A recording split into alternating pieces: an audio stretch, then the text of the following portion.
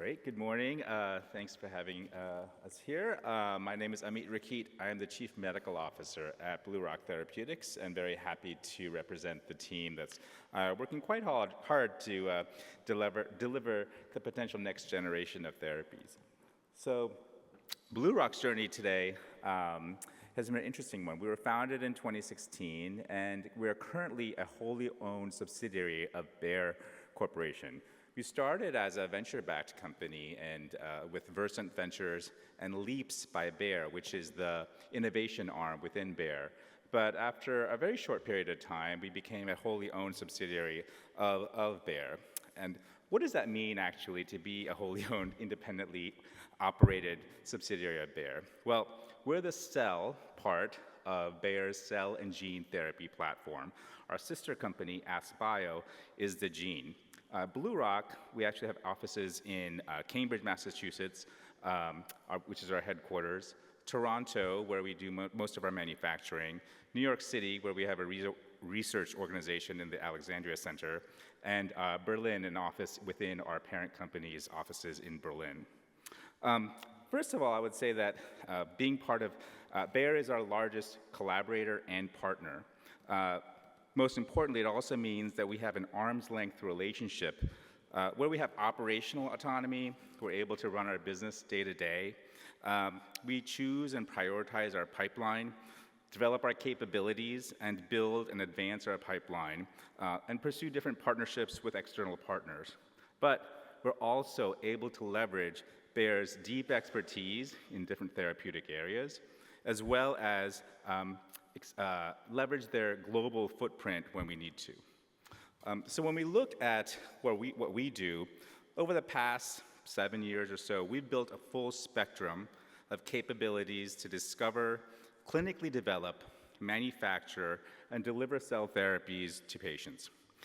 We have a robust pipeline, so looking at our pipeline, our 4 therapeutic areas are neurology, immunology, cardiology, and ophthalmology, and I'll go through a little bit about our clinical stage programs in a minute.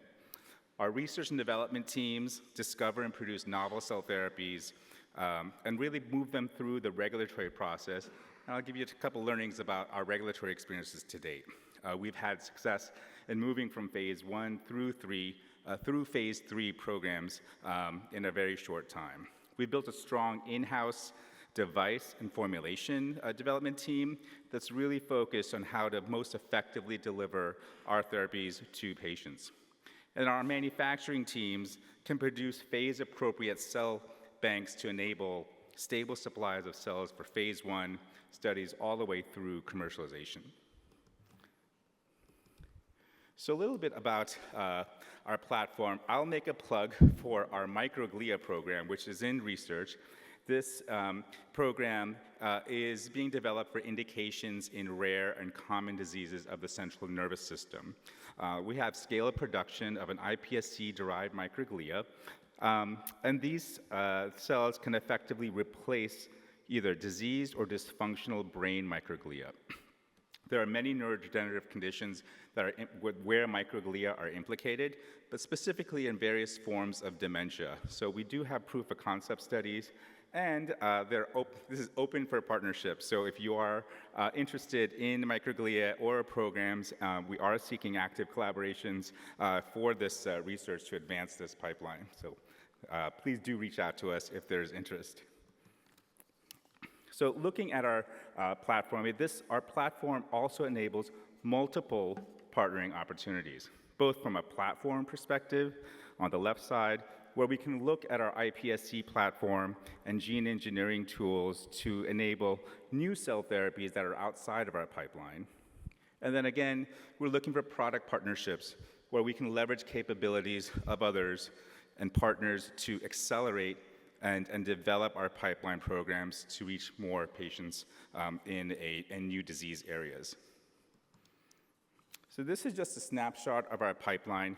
I'll focus on the neurology and ophthalmology programs. The lead program is DA01. This is indicated in Parkinson's disease, and at least is going into phase 3 program now. There's a follow-on program in Parkinson's disease called DA02.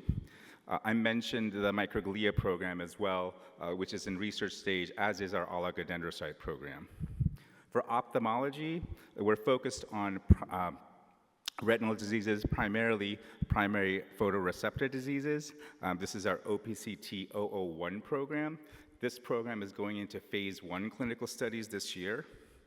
We do have research programs, OPCT-2 and 3, in looking at AMD and geographic atrophy. All 3 of these programs are partnered with OPSIS and Fujifilm, which was where they are able to provide research expertise while BlueRock provides manufacturing and development expertise.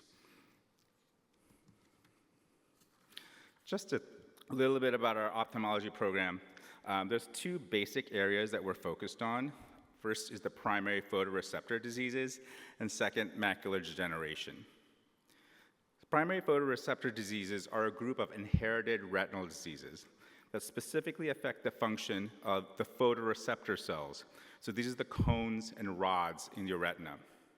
This includes conditions like retinitis pigmentosa, cone and cone rod dystrophies, and this makes up approximately 65% of all inherited retinal diseases. Currently, there are no specific treatments available for these conditions, and management is really focused on supporting patients as their vision loss progresses. Most people can actually see in the early years of their life, and approximately by age 30 or 40, they become blind. So this is a very exciting program for us, where we're looking at injecting photoreceptor cells into the retina in a surgical procedure. Like I mentioned, our lead program is in phase 1 and is expected to start in the first half of this year. The second part of our ophthalmology program is focused on macular degeneration. This is a condition that affects more than 190 million people worldwide. Both those programs are in research stage, and as I mentioned before, these programs, all 3 programs, are partnered with Fujifilm and OPSIS, and this relationship was established in 2021. Just a little bit more about our phase 1 study. So we've been able to advance our ophthalmology program with the first clinical trial called Clerico into a phase 1/2A study. And on the right-hand side here, you see a picture of a normal, healthy retina on the upper right graph. And on the lower end, you see what retinitis pigmentosa can do in terms of disease progression.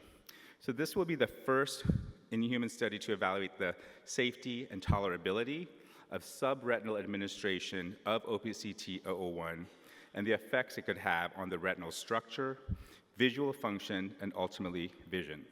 We were granted FDA Fast Track status earlier this year, and the study is expected to start this year, as I mentioned, and we'll have more information about that as the study progresses. Just moving on to the neurology aspect, this is Parkinson's disease. Parkinson's disease is a worldwide condition affecting approximately 12 million people worldwide. It's quite debilitating, it's progressive, and you have progressive neurodegeneration initiated by the loss of dopamine-producing neurons in the brain. Dopamine is very important in terms of motor function. So oftentimes these patients present initially with maybe a tremor, maybe some shaking, some slowness, and disease diagnosis often is delayed, often as late as 2 or 3 years before a diagnosis is made, and the patient loses many of their functions of daily living. Also, the disease burden is quite high, not only from a physical and emotional perspective, but also from a financial perspective, costing about $52 billion to the healthcare environment worldwide. So the unmet need here is quite high. There are no specific therapies that have been developed that are game-changing in the last 60 years. The mainstay is really dopamine replacement therapy, or in some cases, deep brain stimulation. So the high unmet need makes this a great area to really address for patients impacted by this condition. Our lead program, Bemdaneprocel, is entering a phase 3 study. This is a dopaminergic neuron precursor that's implanted in a surgical procedure, a one-time surgical procedure, using a cannula into a part of the brain called the putamen. When transplant is planted, these precursors continue to develop into mature neurons, and then they have the potential to halt disease progression, reform the neural networks that have been severely affected by Parkinson's by producing dopamine.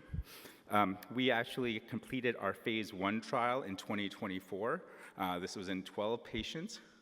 We have 2-year data that was presented recently last fall. And we also do have RMAT designation, so Regenerative Medicine Advanced Therapy designation, which was received last year, and gives us some wonderful opportunities to discuss with the FDA our development approach as we move forward. Looking at our phase 3 program, this is called the Expedite 2 program. This is expected to start this year as well in the first half. This is the first phase 3 trial for an allogeneic pluripotent stem cell therapy in Parkinson's disease as we've entered phase 3. This is a randomized, sham surgery-controlled, double-blind study targeting approximately 102 patients. And the primary endpoint here is looking at efficacy and the improvement of on time. On time is actually the time period during the day when a person with Parkinson's is actually functioning well on their medications. So their tremors, their stiffness, their slowness are under control. And this is an accepted regulatory endpoint, and we're excited to start this program this year. We are planning to enroll patients across 35 or so sites in the US, Canada, and Australia.